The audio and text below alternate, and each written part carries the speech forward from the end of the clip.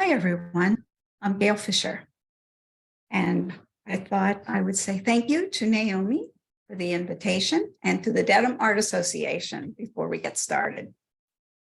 Also, a little bit about my background is that I got a BFA in photography from Northern Kentucky University, moved out of Kentucky, went to Tucson, Arizona, became a medical photographer. And while living in Tucson, I met a photographer who was a legendary sort of pioneer in the digital photography space and learned digital photography and bookmaking through him in his studio. And after that, moved to New York City. In New York City, I worked as a public relations photographer for Time Inc. and other small in-house publications, not the big magazines. And while living in and working at Time Life, I met two photographers that influenced me. And one was Carl Meidens, and he was a war photographer. And the other was Alfred Eisenstadt, and we used to call him Izzy. And Izzy was probably had the most influence over me because he taught me how to be a photographer. So now we're here. It's Needham, Massachusetts, and this is where I've been since about 1993. So let's get started. Tonight's presentation is Photograph Your Artwork with a Cell Phone. And these two slides that you can see are works of mine on handmade paper. Anyway, just thought I would tell you that before I move on to the next slide.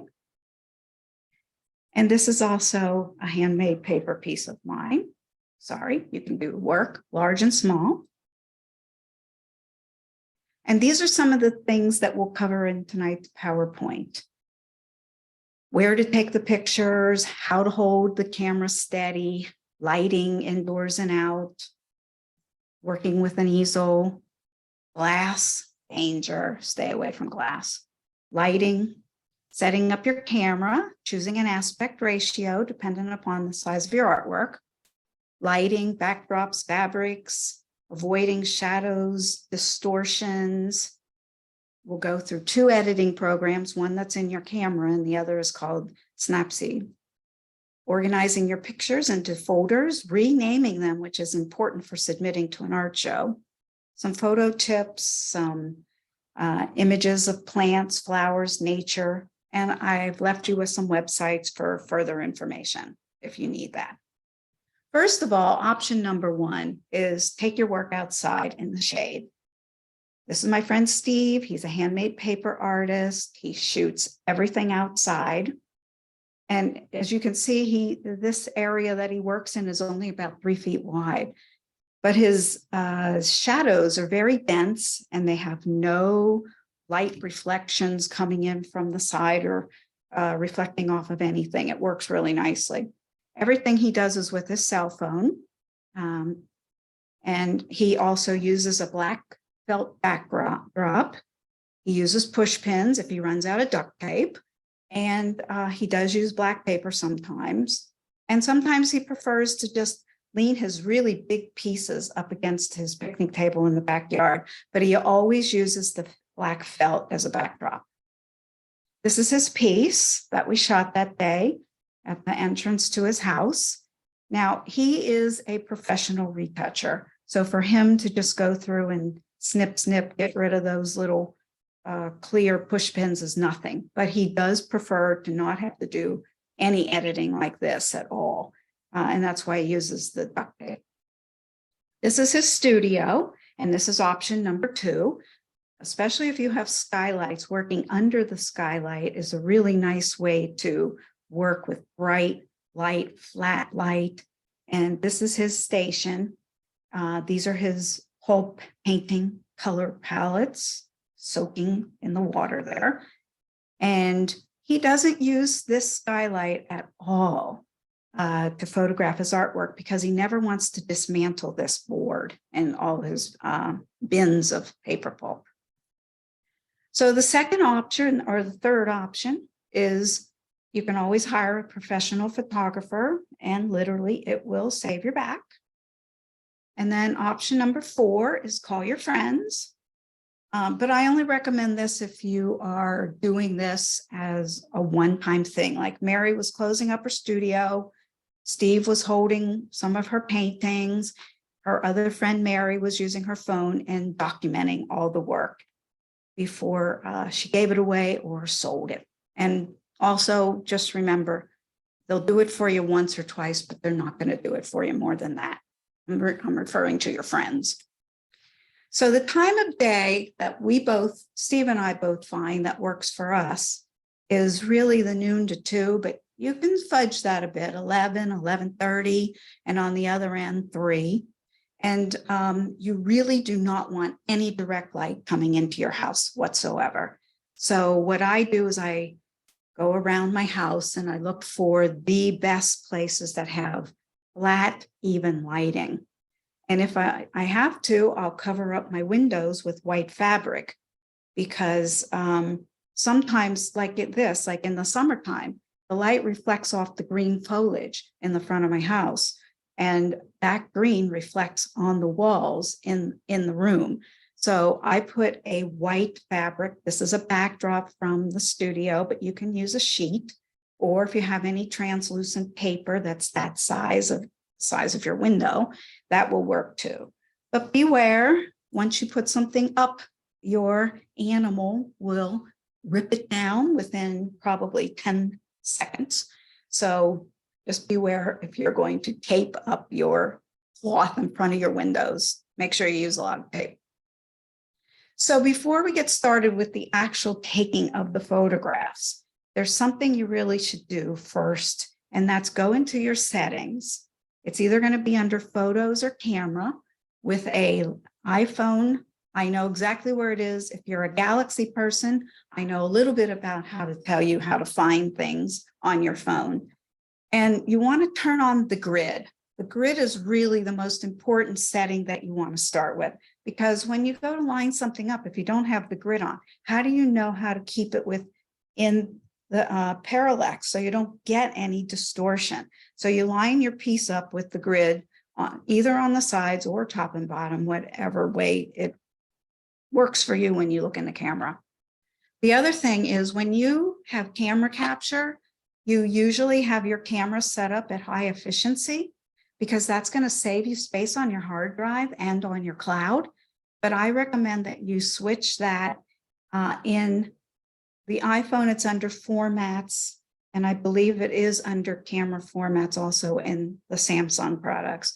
Switch it to most compatible when you're shooting your artwork, because it then will come across as a JPEG, which is important because if you forget and you leave it on high efficiency, it will come out as an HEIF file, and a lot of people can't open HEIF files.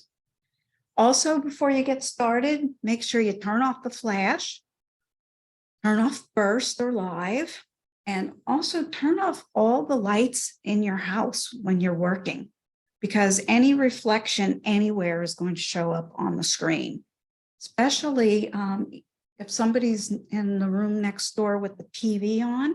That blue light can reflect onto your whiteboard. So you want to be very careful and make sure that nothing is reflecting around you. I also do not use RAW when I shoot artwork because I don't think I need that big of a file. But if you're going to send it off to get prints made at a print shop, you may want to use the RAW file. In my camera, it's a 48 megapixel. I don't know what it is in the other cameras, but I can guarantee you it's huge and it's going to take up a lot of space. So once you go through the editing process, maybe put it onto a hard drive or onto your computer. The camera shooting modes are pretty self-explanatory, but sometimes you'll see aspect ratio. You'll want to choose your aspect ratio based upon the kind of size you made on your of your artwork. Square is obvious, it's a square. 4:3 is the next one, that's on the iPhone. The Samsung Galaxies I know have a 3:2, which is equivalent to 35 millimeter piece of film, if you remember them. And then 16:9 is very long on the 16 end, and much shorter on the short side. At this website, shootproof.com, is a lot more information about aspect ratio if you find that you need to understand that more. So what I do is I have a tripod that also has a holder on the top, and I brought it to show you. What I love about this, it's a Me Photo product. I literally bought the tripod to get this attachment. I guess I'm a geek, and after all, I don't care about the tripod at all, but I do love this. This is probably the best thing I've ever bought, because you can put your camera into this, into these little, this little setting here, and turn it horizontal or vertical. The other thing you want to do is you want to make sure you know how to focus.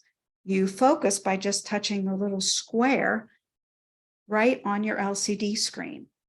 To make the exposure different, if you've got a newer camera, there's a little focusing mechanism at the top so that you can make it brighter or less bright. If you don't have that and it's an older camera, it's a square and it has a little sunshine ball. You raise and lower the sunshine ball, and that way you increase or decrease your exposure. Now you've already got your grid turned on, so you're going to use your grid to line up your artwork. It's really easy if you're using, you're putting your art on the wall. It's a little bit harder to see when you lay your image flat, which is, I do that more than I put it on the wall, because the largest piece I can create with my printer is 13 by 19. And what I do is I go and I search around my house for the place that I think has the best lighting, no matter what time of year it is. And in my case too, it always happens to be the back door. But in the summer, if I can get rid of with my fabric, the green glow that's coming into my house, I'll use that as well. Try to keep your tabletop kind of maybe top of your legs height if you can, because when you do a lot of this and you bend over, it really does hurt your back. So now I've got my piece on a white foam core. I found my space in my house that gives me the best lighting. And this shows you one thing I use. It's not plugged in, don't worry, it's a heater, but it's the right height for me. It comes up about to almost to the top of my legs, and I don't have to bend down. I open my back door and the light reflects off the back patio and the back porch. And if I have a case where the light is too bright and it's reflecting and leaving a shadow, mostly on my side, as you can see it just a little bit in this image, I'll take a white piece of foam core. It doesn't even have to be large. And I put it in front of me like this.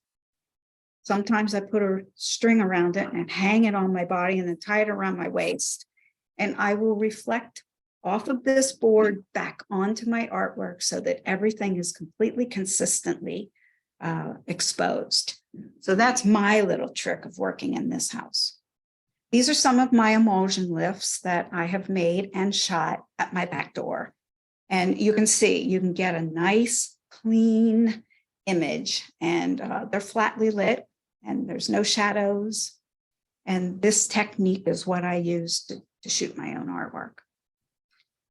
And these are all shot lying down on my heater in my kitchen at the back door. And you can do this with small little pieces like my art cards, or much bigger pieces. This is a 12 by 12, that's big for me. And an emulsion lift on a pine board. Handmade paper is so easy. If you work with handmade paper, it's one of the easiest mediums because it absorbs light. It does not reflect light. So another thing I have in my house that I use a lot is my copy stand, but I don't use it in the traditional way that everybody else does because I can never get the light completely without glare on my artwork. So I've devised this system, and it may look crazy, but it works. So I have this attachment. I bought this loom cube. They sell these. You don't have to go buy one. I'm just showing you. If you own one, or if you're a photographer geek like I am, you probably already have one. These lume cubes are really bright, and they operate by Kelvin scale. And I attached the Kelvin scale so you can understand Kelvin. You just turn on the lume cube and you attach it to your light stand. See how bright that is? It's pretty cool. Anyway, you attach it to your light stand. And in this little part right here goes your phone, and you're facing it down onto where your artwork is going to be down here. And you put a level on here to make sure everything's level. And you just click, click, click, click, and you get a lot. This thing has been a lifesaver for me. Here's the Kelvin color temperature scale. And it shows you that average daylight is around 55 to 65 Kelvin. That's what I mostly use. But if you wanted it to be more like early morning sunlight, you'd be down here around 3,000, 4,000 Kelvin. I'm leaving it here with the presentation. If you need to refer to Kelvin temperature, it's here for you. So this is a piece that I shot with the lume cube. It's small. It's a piece of paper that I put a black and white emulsion on and then printed on the piece.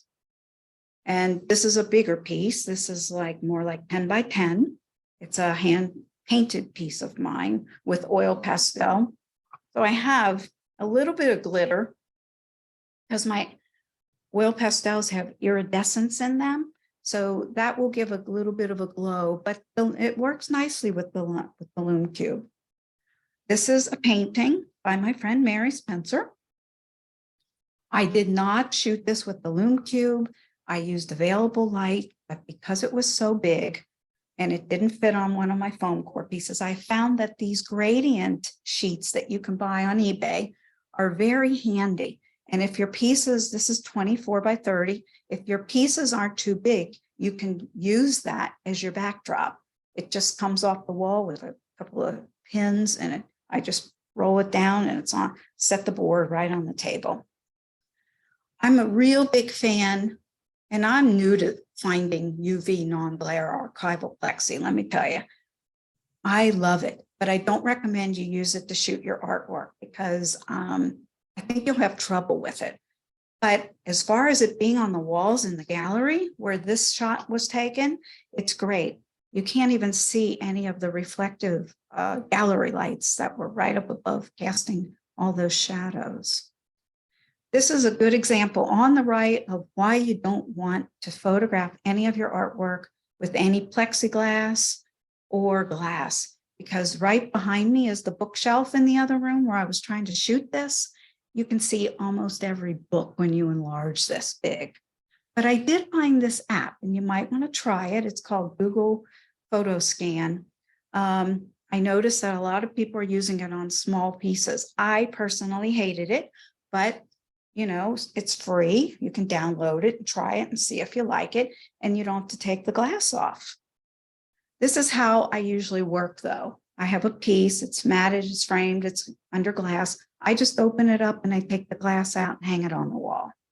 That's really the easiest way for me to work if I have a piece of glass on the piece, because the glass is deadly. It's awful. I just wouldn't use it. When you go to crop an image, while you're shooting it, one thing you want to do is leave a little space around the image itself, because when you put it into an editing app, what happens is sometimes there's parallax problems. Like if you know, it might lean back or it might lean forward. If you shot this, say this was a really big piece and you shot it on your easel and the easel tilts back, you would, if you didn't completely level your artwork on that easel, front to bottom, top to bottom. And I just stick balls of tape behind the top. That's how I work it. You will have trouble. And really what you're trying to do is not to have to edit too much in the editing apps. And also at this point, I should say, unless the call for entry states, don't sign your work, which a lot of photographers now, we are always getting that. Don't put any identifying marks on the photograph as to who you are. You don't sign until you know exactly what you're going to use this piece for. This isn't for art. This is or a submission. This is just a piece I photographed. So now you've taken the picture. You've either shot it on the tripod with the nifty little gadget, or you've done it by hand. It's kind of leaning over and shooting it, lining up your grid. Now you run it into your photo editing app. There's two apps. One comes with your camera and the other is Snapseed. This first one is your camera app, and all cameras have these apps in them, and they have these things called presets. And what I do is I use a preset if I can, but a lot of times you can't use the preset because the preset doesn't match your colors. But if you can, you pick one. There's about 10 of them. You go down the list, and I just happen to like dramatic, and it looked mostly like the original piece. Or if you need more editing, the other thing you would do is you've got several selections here as well. You run it through the editing program. You change the brilliance, you edit out, you can crop it, you can change the white balance, you can change the black point, you can change the exposure, everything. So that would be found either with that sun ball and the front first one, or the little round circle in the middle. To crop your images, it is always with the square that has the arrows around it. And I crop last. That's the very last thing I do. So here you are with Snapseed. Snapseed has a very advanced set of editing tools. It's got so much you can do. You can change the tone if you want. You can crop, you can rotate. You've got perspective control, which is very nice, because a lot of times you'll look at it and you'll say, it looks like it's falling down, or it looks like it's falling back. That's where you would use perspective control. And all these things are under tools. And at this point, if you find that you were supposed to have put your name on the piece, you can do so. You can't see it here. It's cut off by the looks, tools, and export. But there's a command text where you can always add your name in different fonts and different colors of fonts. And Snapseed has what your phone actually has, a bunch of presets. And for me, I always find the pop works for me because it takes off a little bit of the blue glow that you find when you shoot in daylight.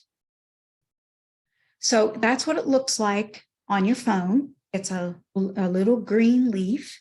It's got Snapseed under it.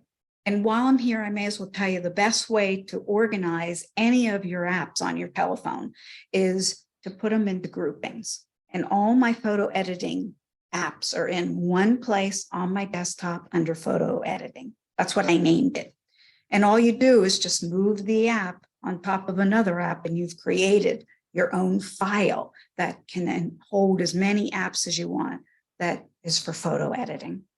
I just added this other little Smartest app because it's a really cute app. You take a picture of your painting and then you put it in a room, and you can see what your work's going to look like on in the dining room, in the living room, behind the sofa. I know it's corny, but people buy for their houses. You know, that's what they buy their work for. So now you're ready. You know how to photograph. You edited your work. Now you have to submit to an art show. Let's just say you're going to submit to the Plymouth Art Show.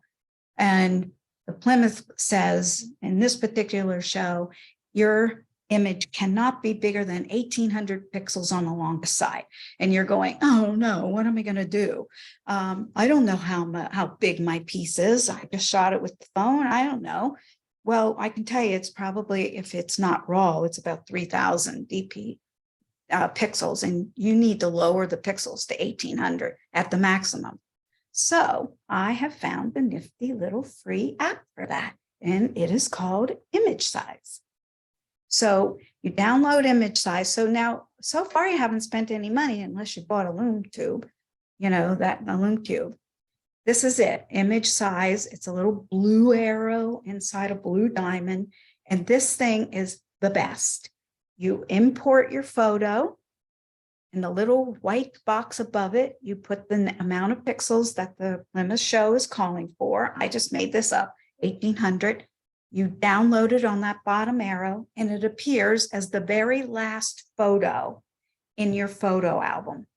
Galaxy, it will also appear in the same place as on the iPhone.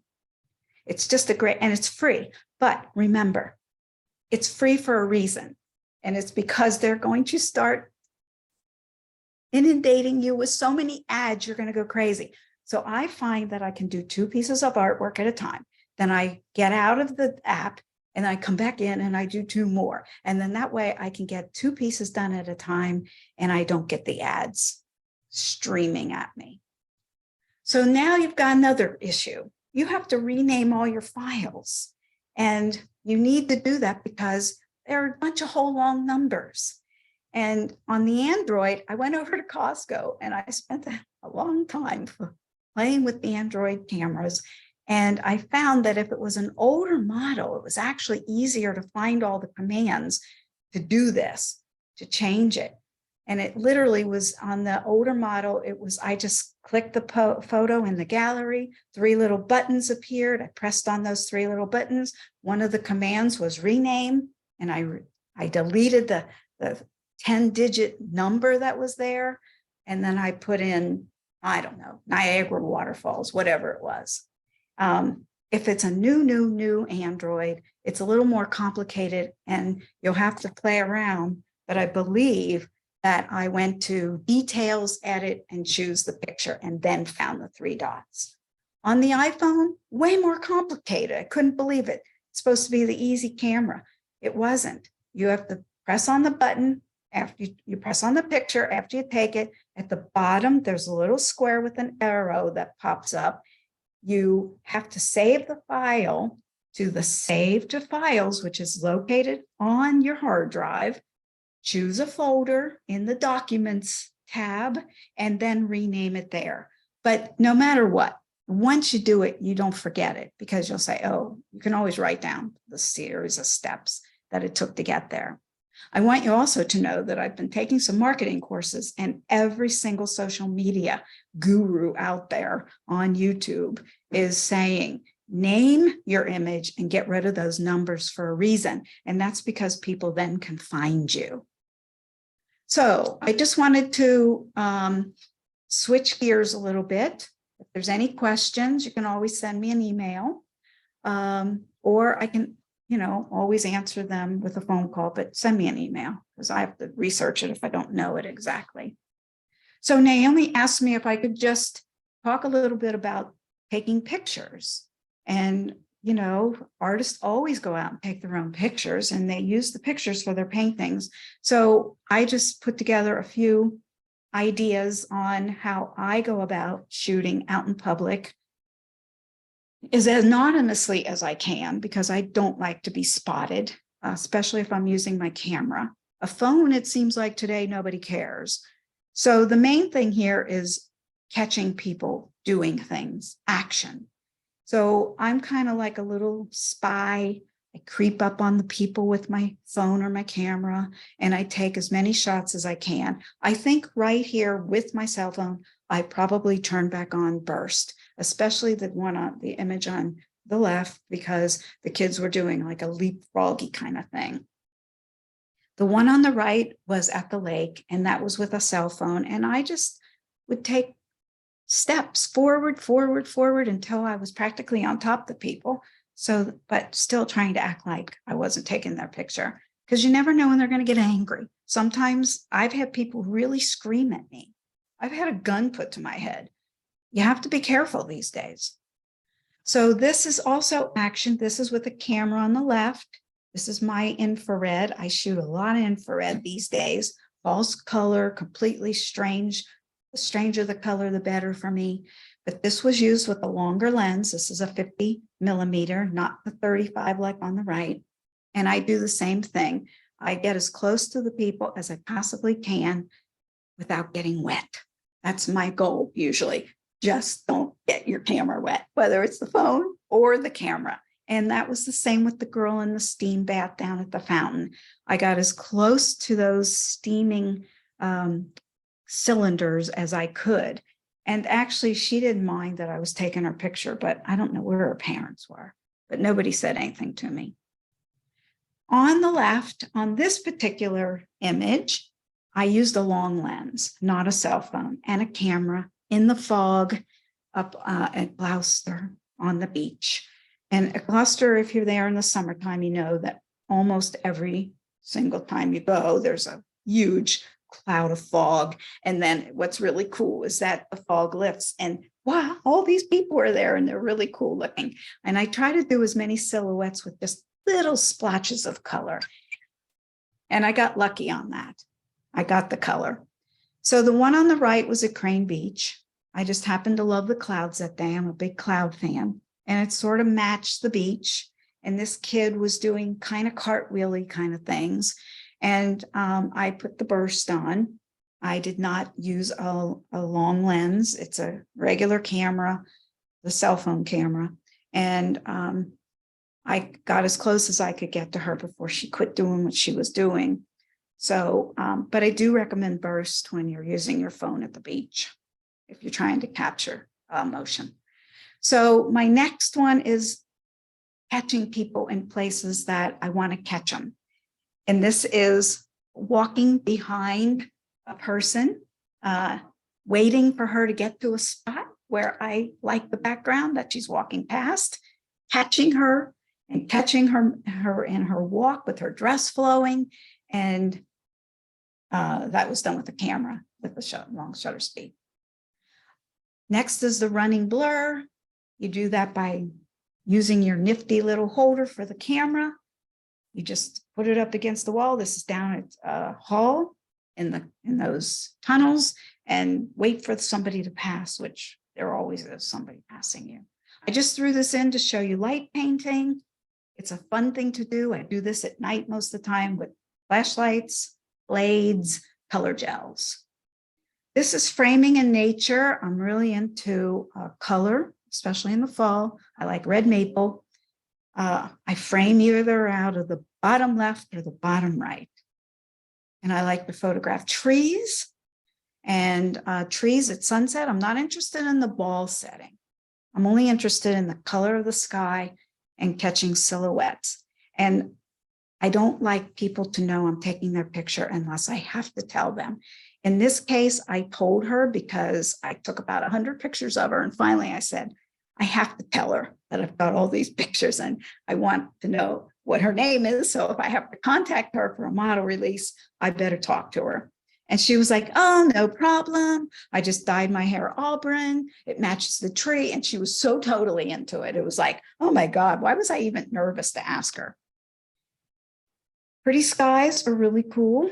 I like clouds, like I said, and I like them in the sky. I like them doing all kinds of things like a dance. And I like the color at a sunset. And I like to have something in the foreground so that there's some graphical element to the sunset, not just a ball setting on the horizon. When shooting flowers and plants, I get low. I was on my stomach for the tulips. I was looking down on the lotus. I was looking up on these, I forget what they're called. And looking close is really important. That's a sunflower before it opened. It's got a really interesting face. In the winter, reflections of branches and weather after a storm is absolutely fantastic. Go out and get those clouds before they leave. I like the foreground frame like I did on the maple tree. Like I said, I like silhouettes. I like to do people where I don't have to identify them and get a model release for them. And this is, again, another one of light paintings that I did down at Quincy Quarry at night with steel wool and fire. Fireworks, don't forget to turn around. The people behind you are having so much fun. This is at the Needham 4th of July fireworks. I was lucky. I got in the first row because I was injured. I was up there with all the wheelchair people, but then all these people moved up. So everybody was up there in the front of the line there. I put these in just to show you. Photogs, it's time to accept the smartphone. They're getting better and better. This is a professor. I don't know her personally. She's a Facebook friend, but she teaches at the University of Hawaii in Honolulu, and she is a prolific writer. She writes about everybody's work and photography and the state of photography and where it's going. She's a smartphone advocate. She is now into AI, big time AI. It's sort of like where photography is heading at the moment. This other lady, Jenna, I mean, I put her in here because her setup to talk about her own artwork is just outrageous. I mean, when you enlarge it, you see she's got so much equipment, and she does this for her webcast that, you know, she does. The market right now is saturated. Industry has so many things you can buy. They're going to sell you everything, including lenses and converted gooseneck things to photograph artwork with. I just added this just for your information. I'm not going to go over it, but there's lighting here for those of you who still want to use lights in the house after dark, and it's not daytime and you don't have any light coming in your windows. There's actually two. The guy who it is David Palumbo. I don't know him. I just found him on the internet, and he gave so much instruction on how to shoot at night because he's a nighttime guy. He's not a daytime person. And these are just some websites on how to shoot your work. I don't know why it says how to professionally, LLY. Somebody says that joke. I don't know. I just think he didn't have enough space to put the other letters next to professional. I don't know. These are just some other places. Society 6 blog, how to shoot your artwork. Walker Art Center, of all places, has information on the web now on using gradient tools for your artwork. And this is Smug Mug on the right, how to shoot your artwork using lights. I don't know if you can avoid it, do it. I would avoid it. It's a lot of work. And finally, here's some more information. It's about, you know, YouTube has so much information on it about shooting your work. Art Resin has some interesting stuff, especially the app that's free, but it's just like Photoshop. And then I quote, artists live and die by their photographs. Your photos must be accurate. That's it. I hope you enjoyed it, and thank you.